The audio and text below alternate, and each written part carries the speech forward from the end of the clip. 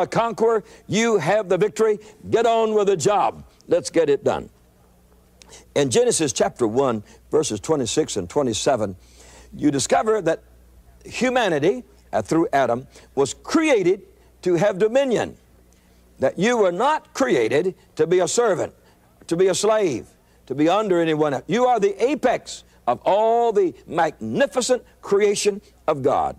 It says, and God said, let us make man in our image.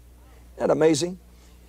Yeah, he had made the mountains, and he had made the angels, and he had made the stars, and he had made the sea, and oh, the creation was so tremendous. And now he says, let's do something after our own selves. Isn't that wonderful? In our own image. And then he didn't want you to miss it, so he says, after our likeness. Now, there's a lot of theology in there. An image is a thing of like size, you know. An image is something like something else. And so an image and likeness meant the features were the same and the size and all were the same in our image and in our likeness. So if you want to see how big God is, look at a man and you will see.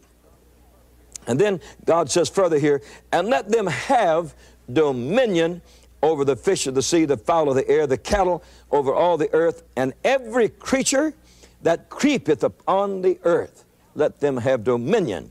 So God created man in his own image. In the image of God created he him. Male and female created he them. You see, God was so afraid that you may not quite understand it, that he said it twice. He said it twice in these two verses, that God created man and woman in his own image, and then he says, in the image of God, so you know what he was talking about.